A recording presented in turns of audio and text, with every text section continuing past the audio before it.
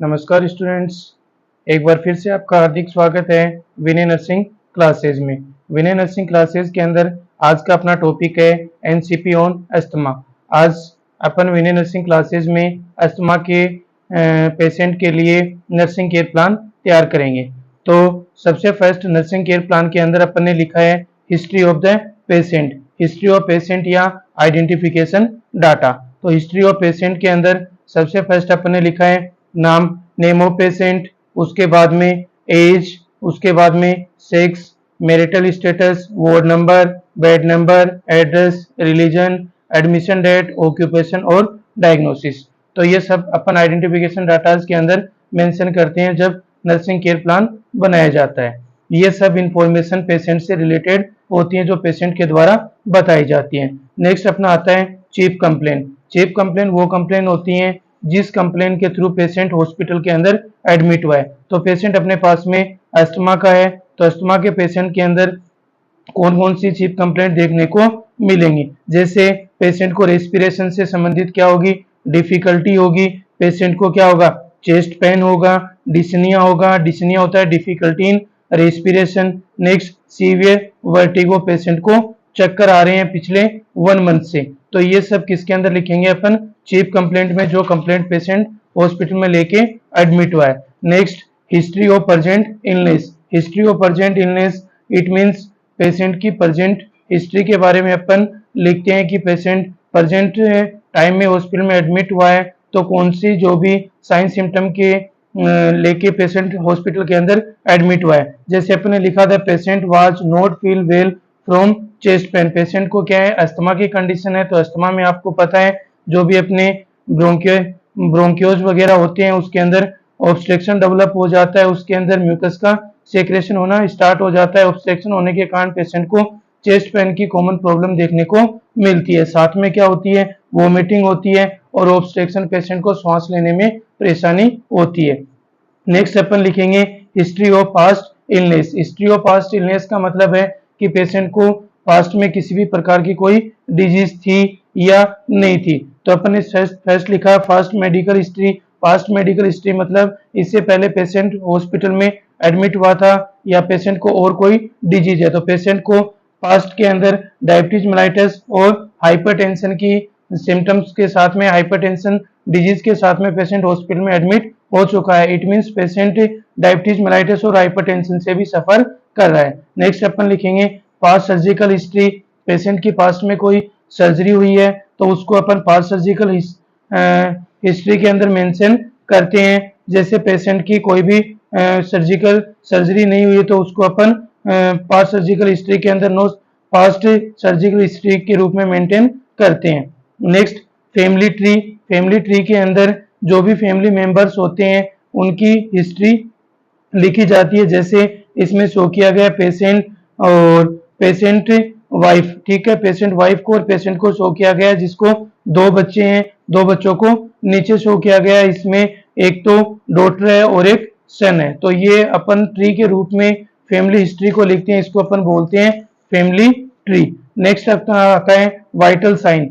ये हर डिजीज के लिए मोस्ट कॉमन साइन होते हैं क्योंकि अपनी बॉडी के जो वाइटल साइन होते हैं उसके अंदर यदि पेशेंट को कोई भी डिजीज से सफर कर रहा होता है तो वाइटल साइन के अंदर मेनली एब्रीविएशन देखने को मिलता है। जैसे वाइटल साइन के अंदर अपन ने लिखा है temperature, pulse, respiration, blood pressure. तो ये सब चीजें, जैसे पेशेंट का टेम्परेचर नॉर्मल है, पल्स भी क्या है, एबनॉर्मल है। पल्स एबनॉर्मल क्यों है, क्योंकि पेशेंट को रेस्पिरेशन में प्रॉब्लम हो रही है, डिस्निया की कंडीशन हो रही है जिसके कारण से पेशेंट के अंदर टेकीकार्डिया की कंडीशन देखने को मिलती है। टेकीकार्डिया होता है इंक्रीज पल्स रेट देखने को मिलती है। तो इसके अलावा रेस्पिरेशन, रेस्पिरेशन आपको पता है अस्थमा की डिजीज है तो रेस्पिरेशन के अंदर मोस्टली टेकीपनिया देखने को मिलेगा, रेस्पिरेशन बढ़ी हुई रेस्पिरेशन देखने को मिलेगी और ब्लड प्रेशर पेशेंट का नॉर्मल देखने को मिलेगा। Next lab investigation. तो पेशेंट के लिए जो अस्थमा का पेशेंट है उसके लिए कौन कौन से लैब इन्वेस्टिगेशन करवाए जाते हैं। सबसे फर्स्ट सीबीसी करवाया जाता है। सीबीसी के अंदर डब्ल्यूबीसी वगैरह उसकी चेक की जाती हैं। नेक्स्ट आईजी एंटीबॉडीज उसकी चेक करवाई जाती हैं।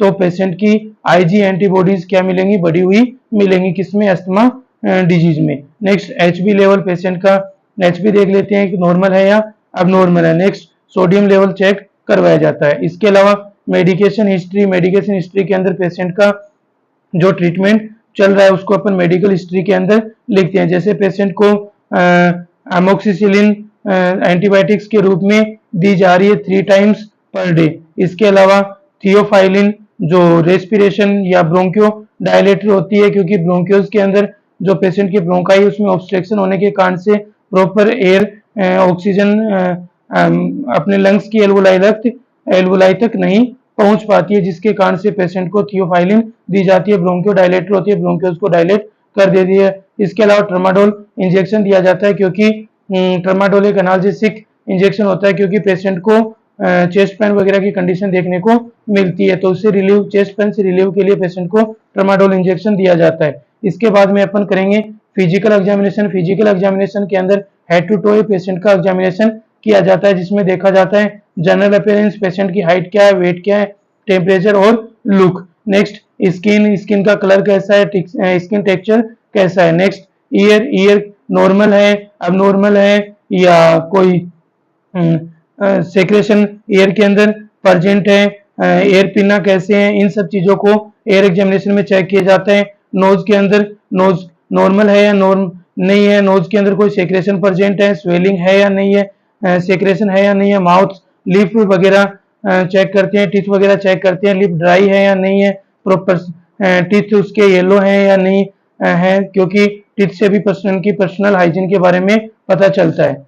नेक्स्ट इसके बाद में ऑर्डर, पेशेंट के माउथ से किसी प्रकार की स्मेल देखने को मिल रही है नहीं है, टंग नॉर्मल है या अब नॉर्मल है। नेक्स्ट थ्रोट के अंदर देख लेते हैं कफ वगैरह प्रेजेंट है, नॉर्मल है, स्वेलिंग है या नहीं है। आईज के अंदर आईब्रो, आईलाइट्स, कंजक्टिवाइटा देख लेते हैं। नेक्स्ट नेल्स के अंदर नेल्स शार्प है, नॉर्मल है।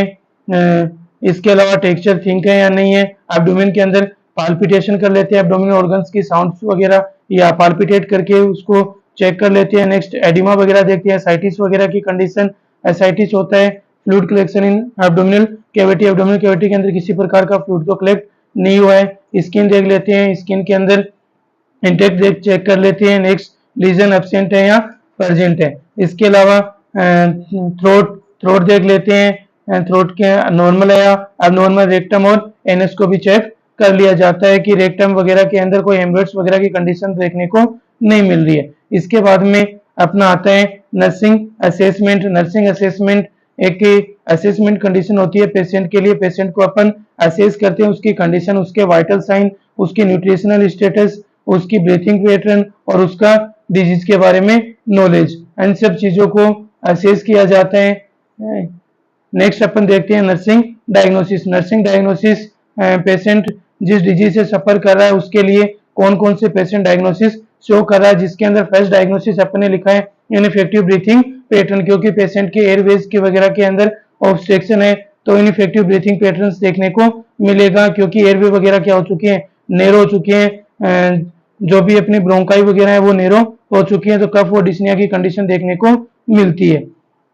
इसके बाद में देख लेते हैं नेक्स्ट सेकंड नर्सिंग डायग्नोसिस होगा, उसमें होगा infective airway clearance related to pulmonary secretion. Airway को जो भी पेशेंट का एयरवे है उसको अपन क्लियर करेंगे, क्योंकि एयरवे के अंदर सेक्रेशन वगैरह प्रेजेंट है, जिसके कारण से जब भी पेशेंट श्वास लेता है तो विजिंग साउंड, विस्लिंग साउंड सुनाई देता है, सीटी जैसी साउंड आता है। नेक्स्ट पेशेंट को डिजीज से रिलेटेड और हॉस्पिटलाइजेशन से रिलेटेड पेशेंट को एंजाइटी हो सकती है, तो थर्ड डायग्नोसिस हो जाएगा अपना anxiety related to hospitalisation.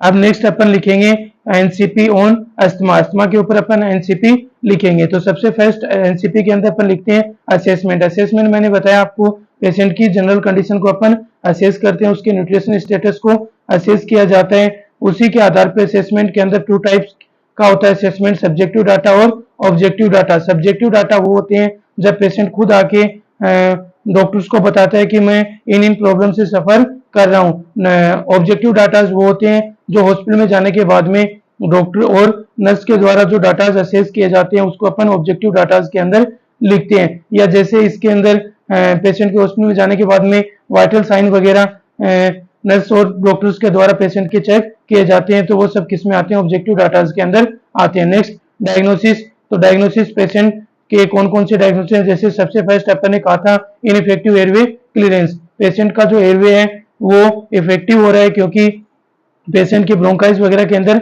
Infection है, अस्थमा की कंडीशन से पेशेंट सफर कर रहा है, तो अपना गोल क्या हो जाएगा, गोल हो जाएगा पेशेंट का एयरवे क्लीन करना या एयरवे को अच्छे से मेंटेन करना। नेक्स्ट प्लानिंग के अंदर अपन क्या करेंगे, पेशेंट के जो भी ऑब्स्ट्रक्शन है एयरवे को क्लीन कर देंगे। पेशेंट के अंदर ऑब्स्ट्रक्शन हो रखा है तो ऑब्स्ट्रक्शन के लिए अपन ब्रोंकोडायलेटर्स वगैरह मेडिसिन दे देंगे, नैरोविंग कंडीशन है उसको रिमूव कर देंगे। ये सब चीजें अपन करेंगे इम्प्लीमेंटेशन में। इवाल्युएशन, ये सब चीजें पेशेंट के साथ करने के बाद में पेशेंट का आउटकम क्या निकला वो सब अपन लिखते हैं इवाल्युएशन में। नेक्स्ट सेकंड अपने पास नर्सिंग डायग्नोसिस था ineffective breathing pattern related to narrowing of bronchi. तो पेशेंट का जो भी एयरवे है वो इनइफेक्टिव हो रहा था। क्यों हो रहा था इनइफेक्टिव, क्योंकि पेशेंट का जो एयरवे है या अपन ये कह सकते हैं कि जो ब्रोंकाई वगैरह है वो नैरो हो रही थी, जिसके कारण से पेशेंट प्रॉपर ऑक्सीजन लंग्स की एल्वुलाई तक नहीं पहुंचा पा रहा था। तो डायग्नोसिस हो गया। डायग्नोसिस गोल अपन क्या करेंगे, प्रॉपर ब्रीथिंग पैटर्न को मेंटेन करना। प्लानिंग के अंदर क्या करेंगे, ब्रीथिंग पैटर्न को अपन किस प्रकार से मेंटेन कर सकते हैं वो सब अपन प्लानिंग के अंदर लिखेंगे। इम्प्लीमेंटेशन, जो जो अपन ने प्लान किया है उसको अपन इम्प्लीमेंटेशन के अंदर लागू कर देंगे। इवाल्युएशन, ये सब काम करने के बाद में आउटकम या रिजल्ट क्या निकला वो अपना आएगा इवाल्युएशन में। नेक्स्ट अपना थर्ड जो नर्सिंग डायग्नोसिस था, थर्ड नर्सिंग डायग्नोसिस के अंदर अपने लिखा था कि पेशेंट को क्या हो रहा है, जैसे अस्थमा वगैरह की कंडीशन है, प्रॉपर डिस्निया वगैरह की कंडीशन डेवलप हो रही है, जिसके कारण से पेशेंट को श्वास लेने में परेशानी हो रही है, जिसके कारण से पेशेंट प्रॉपर नींद नहीं ले पा रहा है, तो इंसोमिया की कंडीशन डेवलप हो रही है, मतलब पेशेंट का स्लीपिंग पैटर्न डिस्टर्ब हो रहा है। तो गोल क्या हो जाएगा अपने को, पेशेंट को प्रॉपर रिलैक्स प्रोवाइड करना। तो पेशेंट को प्रॉपर रिलैक्स अपन कैसे प्रोवाइड कर सकते हैं, तो अपन प्लान करेंगे कि पेशेंट को अपन प्रॉपर नॉलेज देंगे किसके बारे में, डिजीज के बारे में। इसके अलावा पेशेंट का प्रॉपर जो न्यूट्रिशन पैटर्न है उसको क्या किया जाएगा, मेंटेन किया जाएगा। इसके अलावा ब्रोंकोडायलेटर वगैरह मेडिसिन पेशेंट के लिए दी जाएंगे, इटोथाइलिन फाइलिन वगैरह मेडिसिन पेशेंट को दी जाती हैं। इम्प्लीमेंटेशन, जो जो अपन ने प्लान किया है वो सब चीजें अपने इम्प्लीमेंट के अंदर लागू कर देंगे, और लागू करने के बाद में जो अपना आउटकम लिखेगा उसको अपन इवाल्युएशन में लिखेंगे। जैसे आउटकम, अब इवाल्युएशन में अपना आउटकम क्या निकला, ये सब करने के बाद में पेशेंट को अच्छी नींद आई या पेशेंट ने प्रॉपर अपनी स्लिप ली, तो ये सब किसके अंदर आ जाएगा, अपना इवाल्युएशन के अंदर ये सब अपन लिखते हैं। नेक्स्ट फोर डायग्नोसिस के अंदर लिखते हैं अपन risk of increasing attack of respiratory disorder, कि इसके अंदर अपन अस्थमा है तो अस्थमा के अंदर आपने देखा होगा अस्थमा पेशेंट के अंदर एस्थमेटिक अटैक आते रहते हैं, तो अस्थमा के अटैक आने की क्या है, उसके अंदर रिस्क एपनिया वगैरह की कंडीशन होने की रिस्क होती है। तो उसके लिए अपन क्या करेंगे, पेशेंट को प्रॉपर मेंटेन करेंगे, या पे गोल के अंदर अपन क्या करेंगे, पेशेंट को कि पेशेंट के अंदर रिस्क को कम करेंगे कि उसके अंदर अस्थमा के अटैक कम आए। तो उसके लिए अपन प्लानिंग क्या करेंगे, पेशेंट को क्या करें, एयरवे क्लियरेंस करते रहें, पेशेंट का एयरवे ब्रीथिंग पैटर्न मेंटेन करके रखें, पेशेंट को जो भी सिगरेट बीड़ी वगैरह स्मोकिंग वगैरह की कंडीशन है उससे दूर रखें, अल्कोहल वगैरह की कंडीशन से पेशेंट को दूर रखें, उसके ब्रीथिंग पैटर्न को मेंटेन करें। इम्प्लीमेंटेशन में अपन क्या करेंगे, पेशेंट के लिए ब्रोंकोडायलेटर मेडिसिन दे देंगे, पेशेंट को प्रॉपर डिजीज के बारे में एक्सप्लेन करेंगे, पेशेंट को प्रॉपर रेस्ट प्रोवाइड करेंगे। इसके अलावा पेशेंट को जो भी कॉम्प्लिकेशन आ रहे हैं उस कॉम्प्लिकेशन से पेशेंट को रिमूव करेंगे। तो ये सब चीजें अपन लिखेंगे इम्प्लीमेंटेशन में। नेक्स्ट इवाल्युएशन के अंदर आउटकम ये निकलेगा अपना कि अपन ने जो काम पेशेंट के साथ में किया उसके बाद में पेशेंट को अस्थमा के अटैक आने की रिस्क कम हो गई है। नेक्स्ट एंड लास्ट में अपन लिखते हैं हेल्थ एजुकेशन। हेल्थ एजुकेशन वो एजुकेशन होती है जो पेशेंट के लिए प्रोवाइड की जाती है, पेशेंट को बताया जाता है कि जिस डिजीज से आप सफर कर रहे हो उस डिजीज से आपके कॉम्प्लिकेशन से बचने के लिए आपको क्या करना चाहिए। जैसे हेल्थ एजुकेशन में फर्स्ट पॉइंट लिखा है continue to breathe in slowly and deeply, patient को मॉर्निंग के लिए एक्सरसाइज के लिए बोलना है डीप ब्रीथिंग और स्लोली करने के लिए। नेक्स्ट पेशेंट को जो भी